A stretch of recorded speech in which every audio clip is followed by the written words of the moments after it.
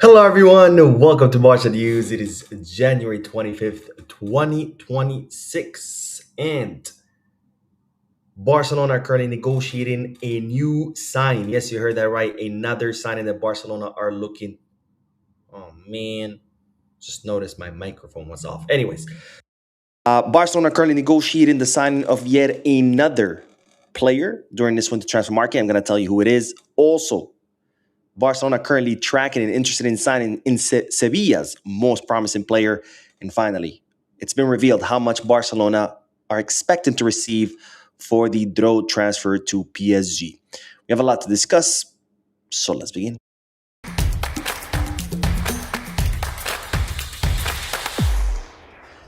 Hello, everyone, and welcome to the channel. My name is Boo, and I'm currently still out of the country, away from home, away from my studio. This is why I'm doing these short live stream to bring you up to date on all Barcelona news. Yesterday, I wasn't able to make any videos because I had an incredibly busy, hectic day.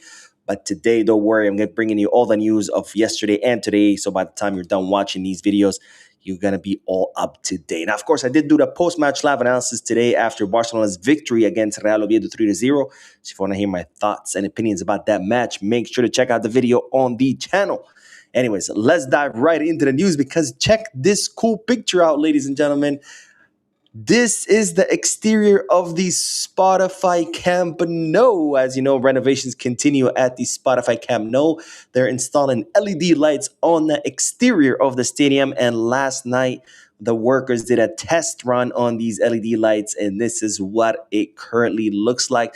That's what the whole stadium is going to look like. You know, the whole stadium is going to have LED lights wrapped all around it. So it's going to look absolutely beautiful at night. It also has LED lights inside, so it already looks pretty beautiful on the inside, but on the outside, once all this is done, it's going to look even better. The Spotify Camp Nou, ladies and gentlemen, taking shape day by day and becoming the best stadium in Europe, if not in the entire world. Now, of course, Barcelona is still awaiting the 1C license, which will allow them to host 65,000 people.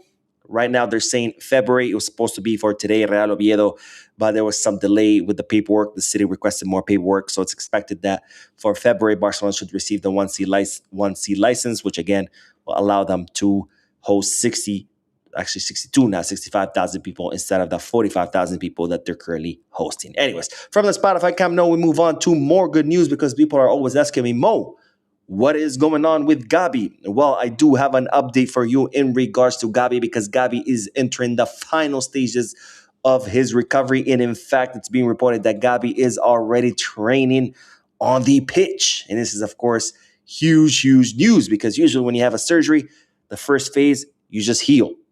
No training, nothing. You're just healing at home, resting while the wound heals. Second phase, physical therapy.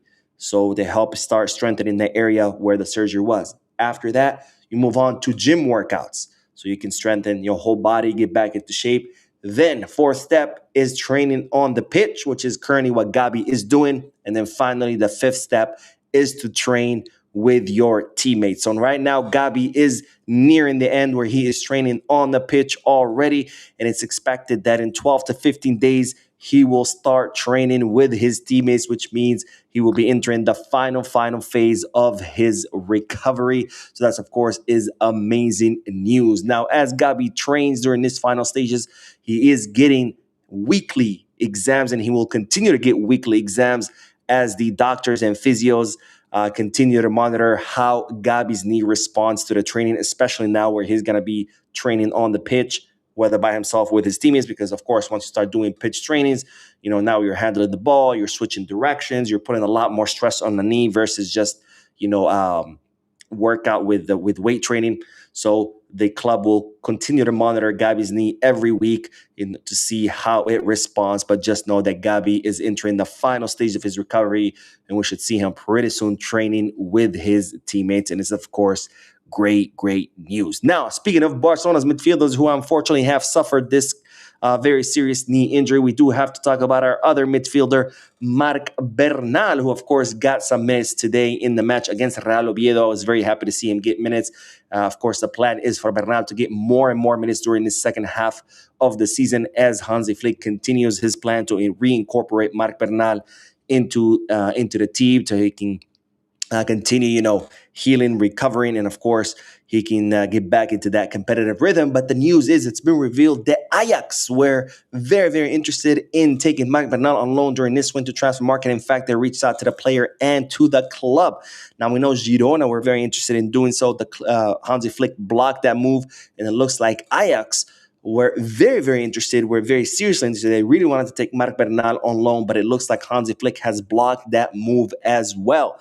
Flick does not want to lose the daily control of Marc Bernal's progress because he believes that the development of the player is best served within the club's environment. And I 100% agree. I think I talked about this in previous videos where I said, look, Bernal, he's an academy player. He's come up through the academy. Plus, his injury happened here at the club. His surgery happened when the purview of Barcelona's doctors. He's been recovering at the club ever since. The club knows the best on about Bernal's injury, his recovery, and what kind of plan they have in place for him to continue to recover. If he goes somewhere else, it's not going to be the same. I'm not saying that Ajax are not going to take care of Bernal, but they're not going to take care of him as good as Barcelona will because Barcelona are the best, most knowledgeable about Bernal's recovery. Plus, they're the most invested in him because he is an academy player. So I think the best place for Bernal to continue recovering from this injury is here at the club, not somewhere else, even though somewhere else he could be getting more minutes. But of course, health right now is more important than minutes. Anyway, so Bernal not going anywhere, not to Girona, not to Ajax. Flick blocking both moves.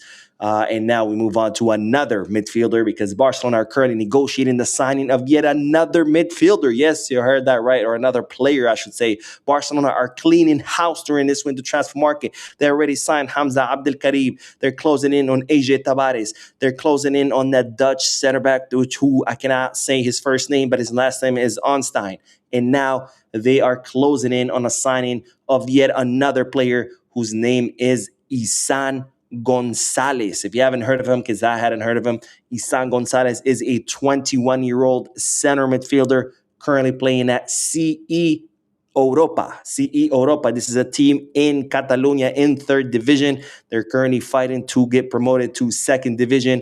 But Isan Gonzalez has become their most important player. He's been making waves in third division, and Barcelona are currently closing in on the signing of Isan Gonzalez so he can come to Barça Athletic. He was actually on loan with Cornellà, and right now they are working on breaking that loan with Cornellà, recalling him to CE Europa so Barcelona can sign him for Barça Athletic. So another signing that Barcelona are completing during this winter transfer market. And people say, oh, Barcelona just shops tracks players, but they never sign anyone. This is about to be Barcelona's fourth signing.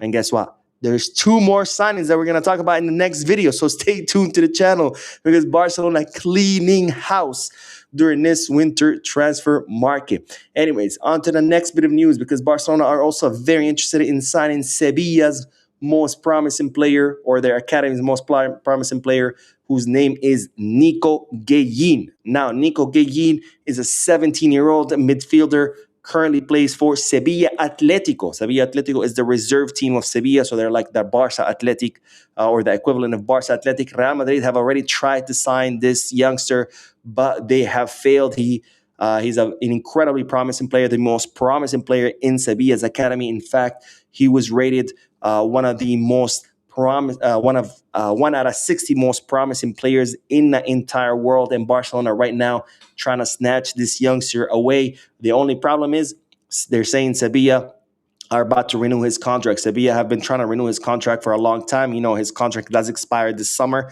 So, of course, Sevilla don't want their most promising academy player to leave. So they're saying Sevilla are very close to renewing his contract. And if they are successful, which it looks like they will be, they're going to be inserting a 20 million euro release clause. And this, of course, means that no, because as I told you before, Barcelona's new philosophy now is to sign young up-and-coming players when their prices are still low. And if Barcelona are going to make a big spending, it's going to be on someone who's already established, who can hit the ground running. 20 million for an up-and-coming player is not what Barcelona are looking to do. So Barcelona very interested in Nico Gueyin, but if the contract renewal goes through, which it looks like it will, It's not going to happen. Now, the last bit of news is, of course, in regards to Dro, who is leaving to PSG. PSG were set to pay his 6 million euro release clause. And as I told you, it looked like Barcelona wanted to sit down with PSG and try to get more. And it looked like PSG were willing to sit down and negotiate for the sake of maintaining the good relationship that the two clubs have established. Because as you know, for the longest time, there were very bad relationships between PSG and Barca.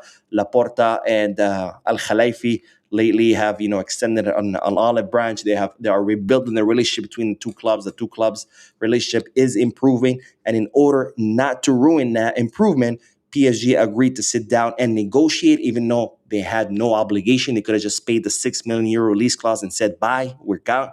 But they decided not to. They sat down, and what it looks like, PSG will be paying 8.5 million euros for Dro, so 2.5 million euros more than what they're supposed to, for the sake of maintaining the good relationship between the clubs, which is, of course, is a great gesture by the Parisian club, who had no obligation to do this. And it's, of course, great news for Barcelona, because 8.5 million euros, this is net profit, because Dro didn't cost us anything. And that means that, of course, will help Barcelona's 1-1 rule. Anyways, that is all the news for this video. I'm going to go live in a few more moments, so stay tuned to the channel. Don't forget to hit the like button, subscribe to the channel, drop a comment, and as always, Viscarsa.